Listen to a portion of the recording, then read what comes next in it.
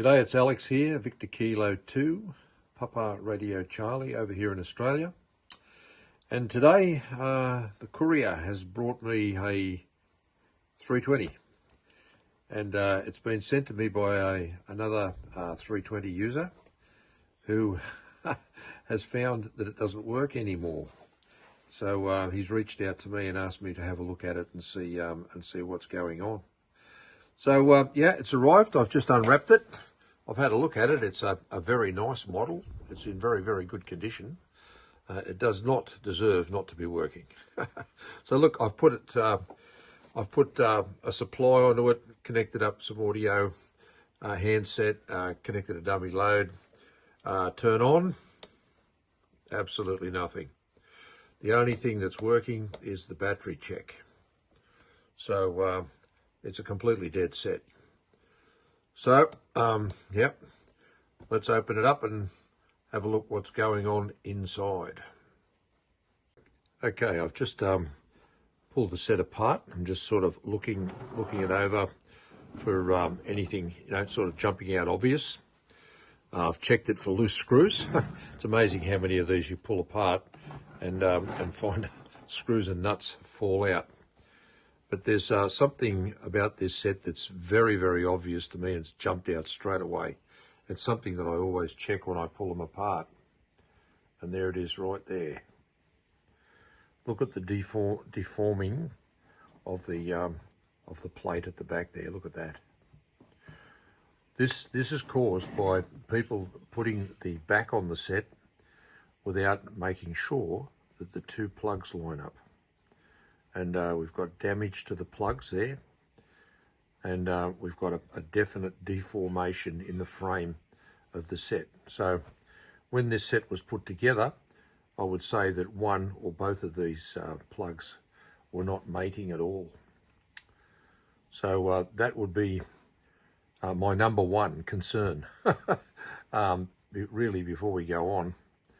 Yeah, typical. I've seen this on a number of occasions. It's a pain in the neck to fix, but yeah, that's definitely going to have to be the very, very first issue that we look at here in the set. So yeah, we'll move along to try and get that rectified. Not a 5-minute job, this one.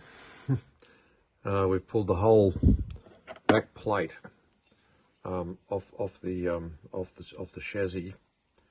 And it's quite obvious that, it's badly deformed, as you can see, by the excess pressure that's been put on by screwing the two halves together by not having the plugs lined up. So I'm going to have to get my little hammer, a little steel block, and do some panel beating there and try and resurrect that back to what it should look like.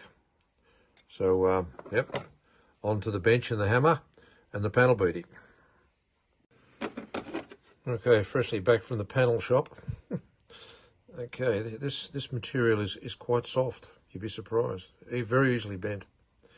All right, so I've managed to get back into some sort of semblance of what it's supposed to look like. So next we'll move on to the plug sockets, I should say, and you can see the badly bent plug socket there. We'll get onto that with a couple of pairs of pliers and see what we can do with that one. And I don't think the other one's as badly bent, but we'll give that a bit of a massage as well. Yeah, moving along. Okay, 2.5 hours later. It's looking pretty straight. It's the best I can do, but we'll see when we put the two halves together. But definitely a typical Clansman crush. That's what I call it, a crush. By forcing the back on without the deconnectors lined up. Anyway, we're on the way. Okay, we've got the two halves back on the old girl, and power connected, audio connected, connected to dummy load. Let's try it out.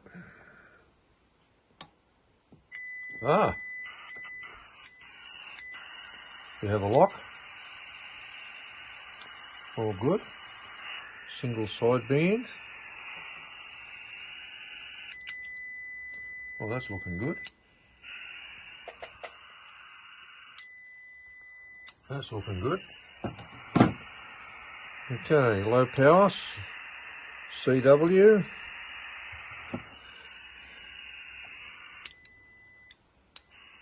Looking good. Yep, looking good. High power, CW.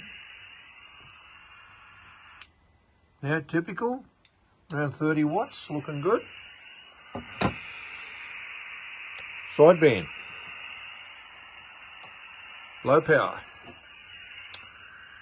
1, 2, 3, 4. 1, 2, 3, 4.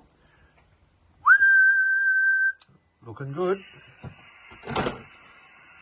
High power. Sideband. 1, 2, 3, 4. 1, 2, 3, 4. 1, 2, 3, 4. 1, 2, 3, 4. Once upon a time in the West. No pun intended there. But there you go. Not a meter was picked up. Not a test was carried out. It was all mechanical damage. Just goes to show you that not always things are what you seem. But look, this is not the first one of these that I've come across. This is probably the third. So there you go, guys. Lesson learnt. Extreme care about putting these things together. I'll just go on and show you how I put the two halves together so that they mate up correctly. Okay, guys. Basically, this is how I go about putting the two halves together. Whether they're apart like this or whether they're inside the frame, I do it always the same way. So I get the set facing this way with the two D connectors facing towards me. And I pick this up in the right hand, okay? And then I've got the back ready to go. So the points that I'm really interested in is this guide pin, the big D connector, the two small D connectors, and the dowel in the end here. And of course, the dowel in the center here has to be lined up with that one there. In other words, you have to maintain the correct frequency for the back and the front on the same frequency changeover position on the switch, so that the little dome-shaped dowel fits into the corresponding dowel hole. That goes without saying. Okay, so then I pick this one up with the left hand. And by the way, as I say, you can do this by when you're putting the frame together as well, because you've got this already mounted inside the frame. So the very first thing that I'm interested in is the dowel there, this one here, and I get it in the hole. Okay. So then I'm looking at the large D connector. I just start the large D connector off, and then I'm over here looking at the small D connectors and the dowel in the rear. So once I get them sort of lined up, I wiggle it together, and there it is together. And as I say, when you're putting it together with the frame, you can look through the little crack here, and you can make sure that the D connectors are going together. And you only just have to push it together with your hands. Never force it. Never have to use the screws in the back to push the back on. It should just go on with your hand. It should take up all the slack in the gasket, and the screws are just a formality to put in. I follow that rule every time I put the two halves together, and I've never ever had the crush problem that we saw here today with this set. Thank you very much. Okay, I've set up the radio that I've just repaired down here at the ocean. I'm going to try and contact some stations overseas. So we'll test her out. I'm running a 5 metre telescopic Chinese whip on it. So yeah, the tiny little counterpoise there, probably 2.5 metres long. See how we go. There's one station in particular, Dave, G4AKC in Cyprus, running 5 watts here this morning. So it would be great to make a contact with him. See how we go.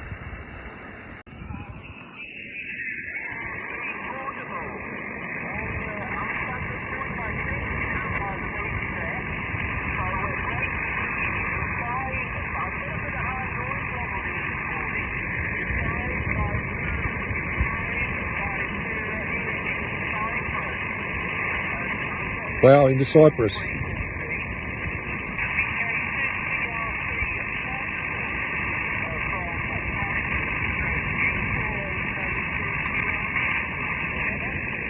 Yeah, G4 AKC QRP in Cyprus. Fantastic, Dave. 5 watts in Cyprus and about 25 watts here in Australia, mate. That's not a bad effort for this afternoon. In fact, I'm using a radio here that I've just repaired for a guy. So I brought it down to the beach to test it out, mate. It certainly works well, over.